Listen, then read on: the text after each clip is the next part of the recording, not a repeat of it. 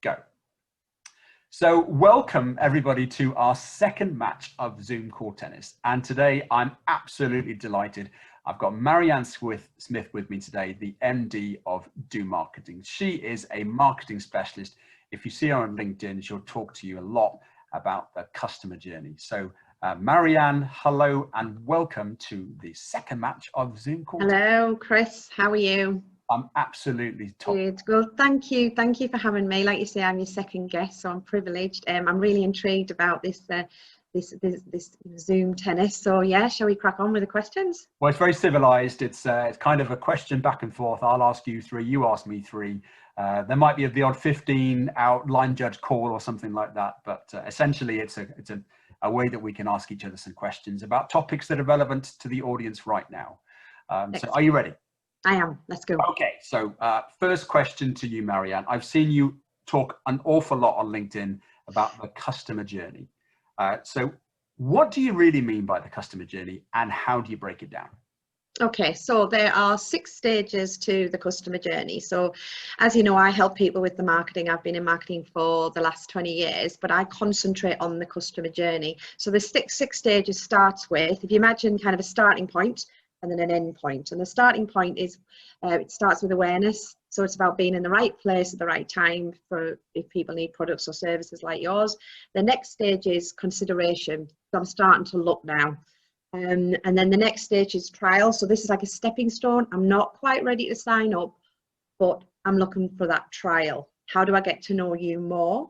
And then the next bit is purchase. So this is like your onboarding. So your welcome window. How do you invite that person in? And really get them to think, you know, I've made a good decision here. And then the next stage is retention. So now we've got them. How do we look after them? And then it's advocacy. That's the final stage. So how do we get these customers who, you know, we look after really, really well? How do we get them shouting great things about us? So those are the 6 stages that we take them down. And so we look at something like social media, move them onto the website, how they take an inquiry, how they convert them into an actual customer, how they look after them, and how they get things like case studies, testimonials, and Google reviews. That's the journey we want our customers to take, but we want them to take it seamlessly. So there's no gaps. Does that make sense? Absolutely. Excellent. Good. Okay. All right. Well, there's 15 love. You've scored a point on me there. I've already learned something. So your turn now. Service box question to me then, please. Right, Chris. So obviously I've seen you talk about sales on LinkedIn. So how do you think sales has changed now we're in kind of coming out of this stage of COVID? How do you think it's changed this year? Well, it's been really evolving. I think when we first went into sales, everybody was so nervous about what on earth should we do? How do we still contact people? And my advice at that stage was we needed to put our helping hat on. It's almost how can we help people as to how we can sell to them? And by being that helping advocate to people, you're hopefully attracting people to your brand as the person or the company or the service that was out there really offering that hand of friendship and therefore bringing customers to it. But the point now is that what we're doing now in terms of the visual video communication aspect of sales, that's never going to go away. And I hear brokers or people talking about wanting to go back to the coffee or the business lunch and having these really high powered things.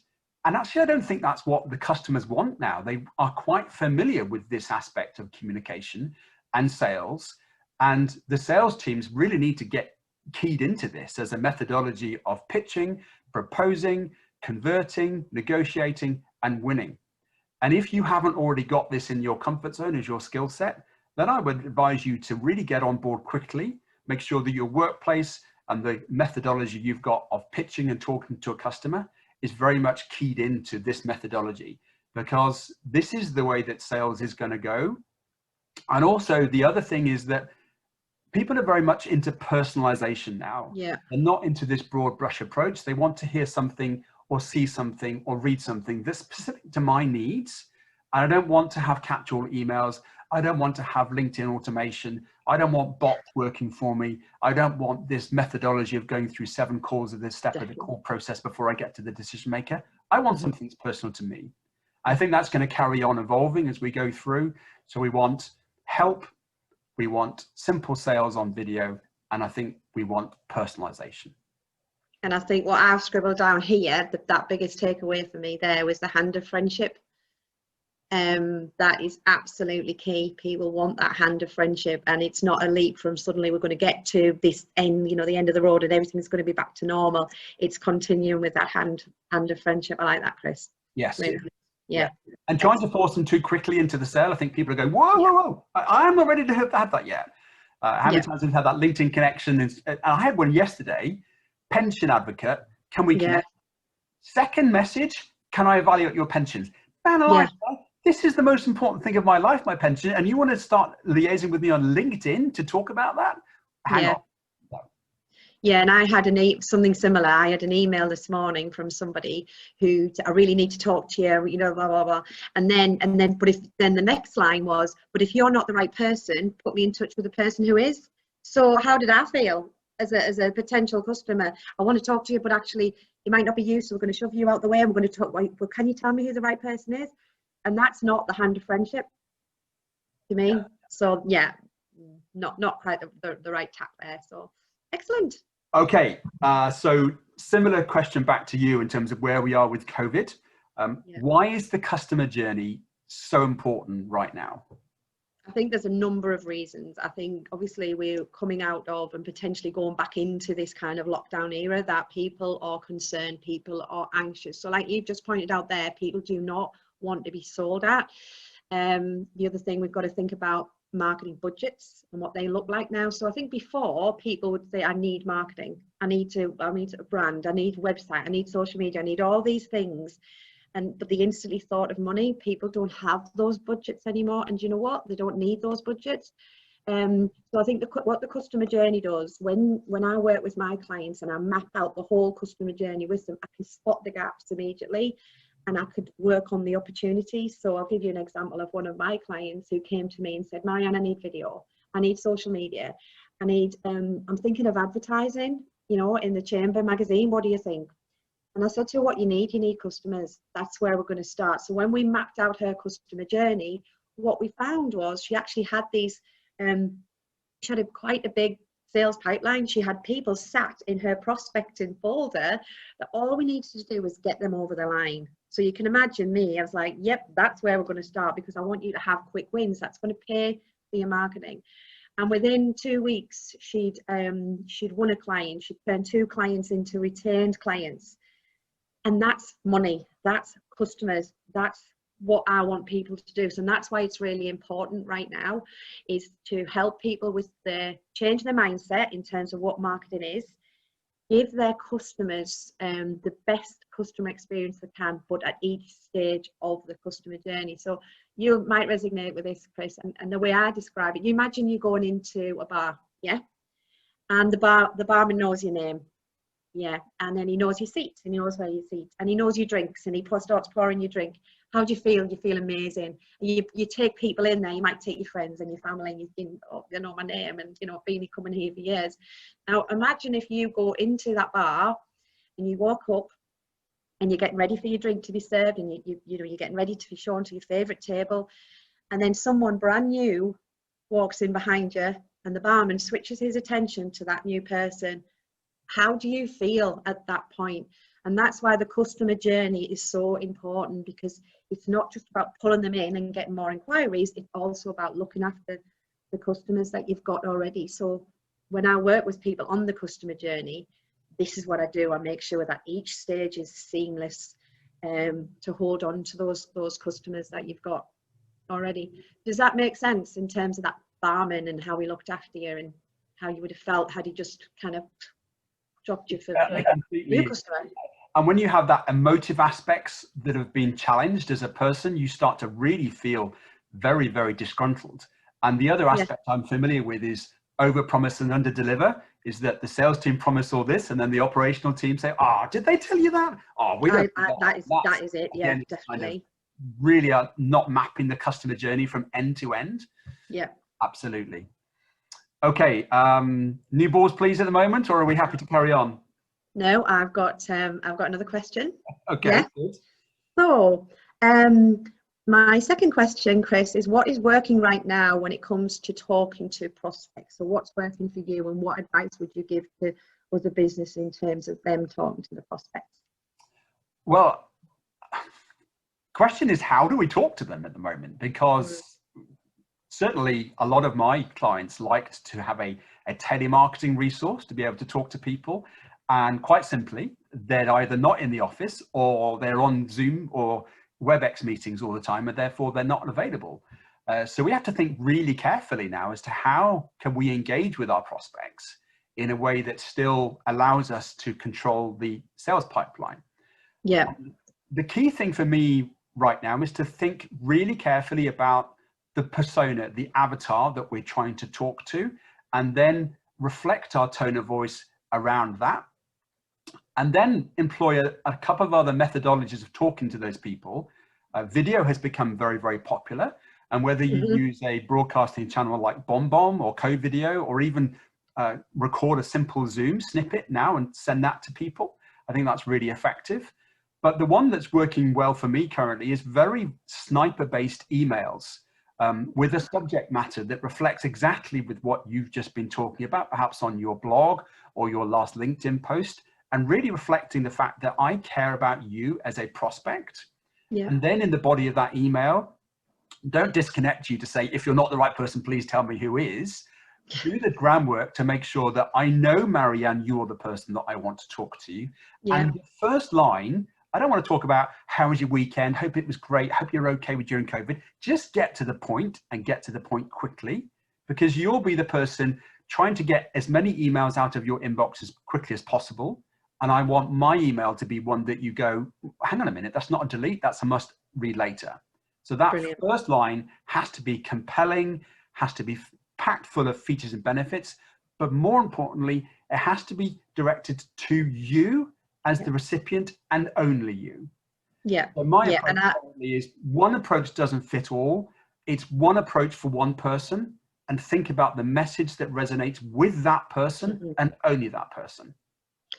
I think that's really important. One of the things, you talked about, like the first question was around sales and how it's changed. I've changed the way I sell, and I've been in marketing for 20 years, like I said. And what I do with my front header on my email, I find out the why, the Simon Sinek why. That why marketing, why now? And they tell me why they want to do marketing right now. So that's my title. That's like that title, because I home straight on and what they've told me why they need to do marketing. So that's what I put on there. It's not going to say proposal 1572 from Do Marketing, because that's not going to do anything. It's about these are busy people, so I want them to click on that email. I want them to read it. The big why's there, it's a reminder, and then this is how. These are the takeaways from the conversation that we had. So yeah, I think that's really key. And I'm writing down things as you're saying things here, Chris, and I brought the how. How now? People have got to change. Yeah. The other thing, Marianne, is that you'll know this as a marketeer, you're scene setting for people. And often, I think I heard Nick Bramley talk about this last week, that the point they actually call your email, they've already made a decision about your brand, because they've been on your social media, they've watched you on LinkedIn, they've been to your website, read your blogs, and they've already committed to the fact they were ready to make a purchase. Yeah. Because the clever marketeers have already enabled that to happen. And then the sales channel actually have to reflect the same brand awareness or the same tone of voice with the message that's already been built up. Definitely. And it is about like the way you've done that kind of marketing's took them to a certain point. Now we need to step it up. Now it becomes a sale. And at this point, people, are okay with that, because they've checked you out. They know you're an expert. They know you're going to look after, because your website says you're going to be looked after. So now it's just about that conversion now, but it's about looking after them all the way through. So yeah, I like that. Excellent. Right. Okay, so final question, Marianne. Yeah. I don't know where you're going to go with this one. If you could give me one piece of advice of where to start in the customer journey, where would that be? Okay, so what I do with like I said earlier, when I map it out for them, so literally I've got 6 do cards, I'll put them on the table, And then I find out what they're doing now. So I have post-it notes, right? You're doing this now. So you're on LinkedIn, brilliant. You're on Facebook, excellent. You go networking. So then I take a different color and we start and add value to each stage of the customer journey. And what happens more often than not, Chris, is where they've come to me to help them with the beginning of the customer journey. We need to be on social media. We need to take inquiry. We need more inquiries. Where I start and where I would always recommend people start is to start at the other side of the customer journey and start with their clients that they've got right now. So very simple tip that you can do what I call a traffic light system. So just literally list all your clients and then put them in a traffic light. So red the people that you haven't spoken to for a while, or maybe they've made a complaint, or your account management's not great because you haven't got steady stream of communications going out for them. And then you've got the amber, and the amber are like, yeah, we're all right. The customers are still there. They haven't gone anywhere else. Then you've got your green, and your green absolutely love you. They have the person that you just picked the phone up and they've gone, you know what, John did a fantastic job for us the other day. That is case study, testimonial, LinkedIn recommendation right there. So by doing the traffic light, you can actually see, well, we need to work on the reds. We need to pull them back. The ambers, we need to do more because they could start looking at the competition. For the green, the advocacy, we've got loads of content out of those people who absolutely love us. So I would definitely say, so what I said to one of my clients, they had 76 clients at that time, and I said, right, we don't want 75 and we don't want 74. So rather than start and pulling more, this is where we're going to start. So look, think about your current clients who you're working with right now, and how can you add value to them? Should we do workshops? Should we do help guides? Should we just pick up the phone? That hand of friendship. How are you?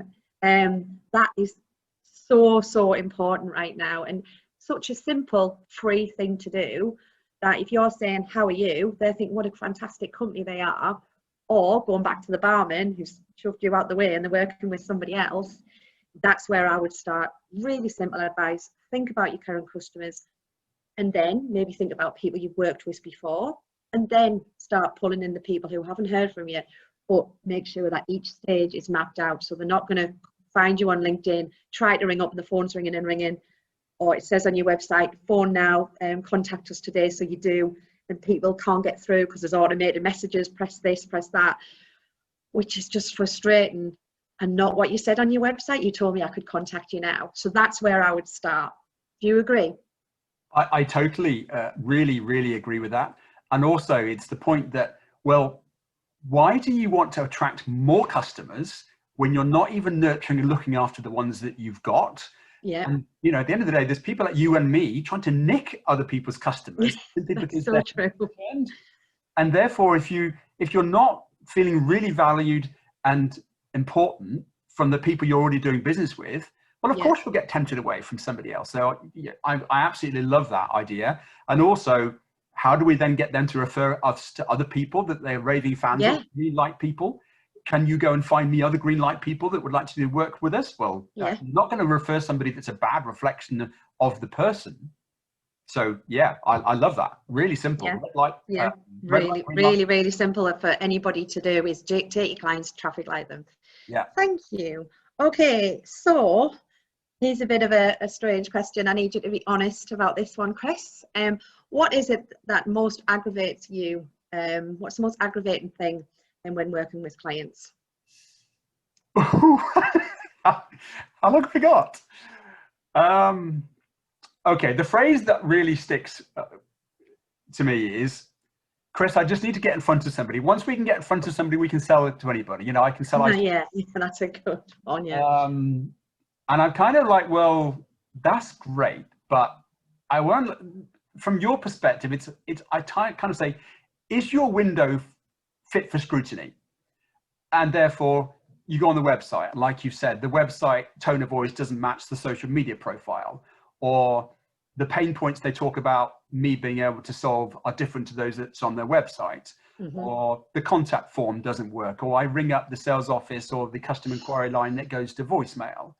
And I'm suggesting to people that if I'm going to help you with momentum, you've got to make sure that all your channels are ready for scrutiny.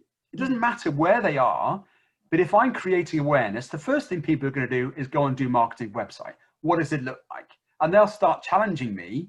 Well, you say you do 6 steps of the customer journey. What is that? And if I don't know what they are and I'm trying to create leads for you, then I'm going to look ridiculous. Or if I say that there are these 5 and you say, well, your website says there's 6. So it's connecting all the pieces together. And then the other thing about aggravation is that they just don't spend the time on the leads that I'm trying to nurture for them. Yeah. So I pass them over an appointment, perhaps, and they say, oh, we're already working with them. Or, oh yeah, we did some business with them 2 years ago. We don't like them anymore.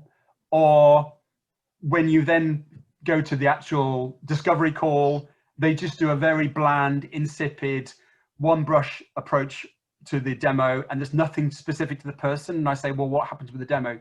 Yeah, it wasn't really the right prospect for us. They weren't really interested. So that's the thing that really aggravates me, that we work so hard to create the momentum.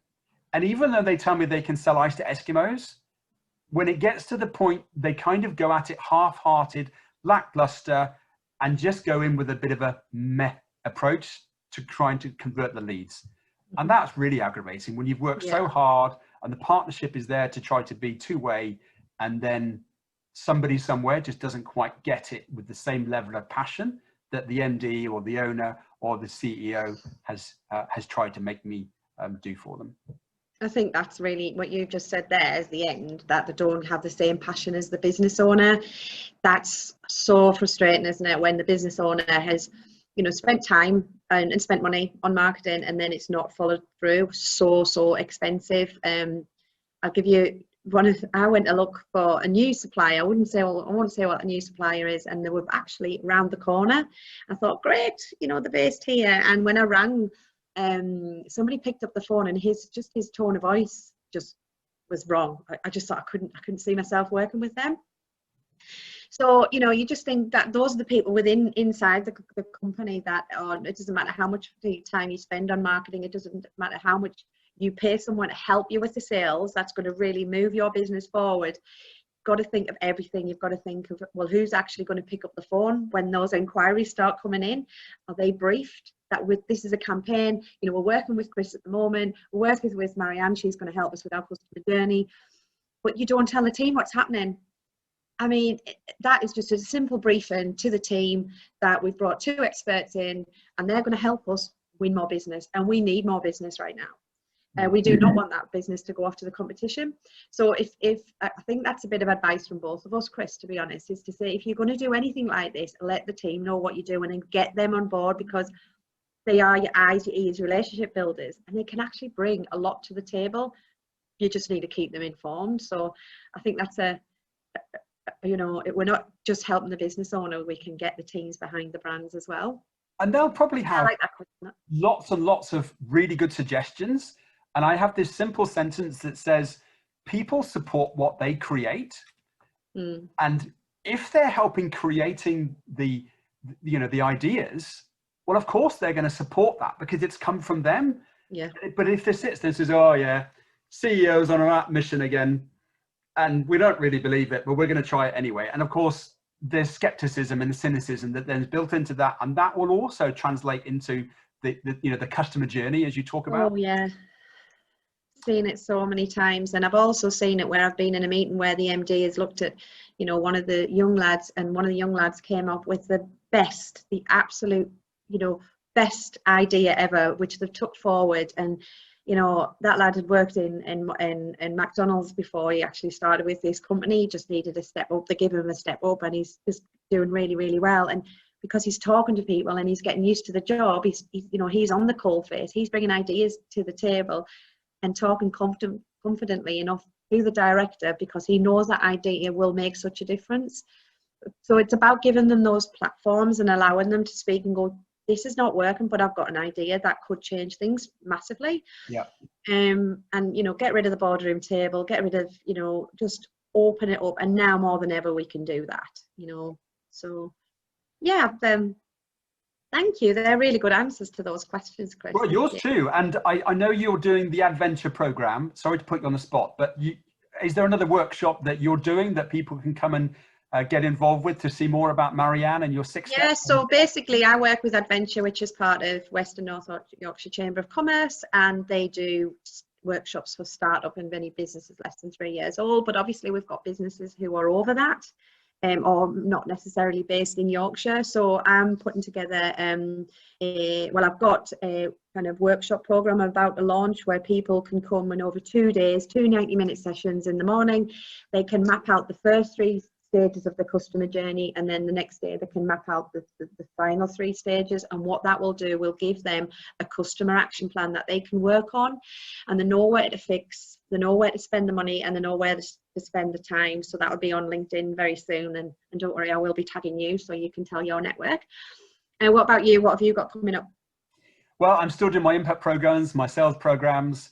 And then in November, I'll be launching something called the Directors Forum, a peer-to-peer support group for directors to go for a safe place to talk about challenges, inspiration, and just have some collective creative ideas, really. So that's a big thing on my radar. Okay, excellent. I'm going to let you, just while I put our content details up, I've asked everybody to talk about a particular musical track that they go to, that they really enjoy, or that they think about. So I think yours, well, tell me about your track and why it's important to you, Joan. Okay, so my track is Play Your Own Kind of Music by Paloma Faith. And the reason why I talk about play your own kind of music is because, like I say, I'm a chartered marketer. I've been helping businesses with marketing for the last 20 years. And the customer journey, customer experience side of marketing is something that I've kind of brought into the business and been talking about for the last 5 years, and really pushing it in the last 3. So it's kind of like I've played my own kind of music, and I am changing people's perception in terms of marketing and the customer journey, and making people realise that it isn't about the big marketing spend, but it's actually adding value to the customer experience, because if you look after them, they will go on to tell other people about the service they're getting and how well they're being looked after. So that whole kind of play your own music is something every time when I go running and that song comes up, it just makes me smile, because it just makes me think of how I am playing my own kind of music, and it is changing things. And I think it's quite apt for now, Chris, because you know, like you say, and like I've said, sales and marketing has changed from where we were in January to where we are now in September, and people have to just be bold, just play your own kind of music, and you know, adapt to, you know, there's lots of products and services out there that people really need. Might not be what you were doing before, but you can still make a success of your business if you just have that conviction and believe in what you do. So that's why I chose that song today. It's a lovely track. I listened to it last night, and I can understand why it resonates with you, and also the words are definitely linked to what you do. Marianne, it's been a lovely game of tennis. I've enjoyed it. I think we're about 40 all, and I think that there's a lot of opportunity here. Maybe we should take on as a doubles partnership, and we should combine our forces and take on some competition. So brilliant. Thank Chris, you. Thank you very much. Thank you for having me today, and best of luck, everybody. Cheers. Thank you so much. All right.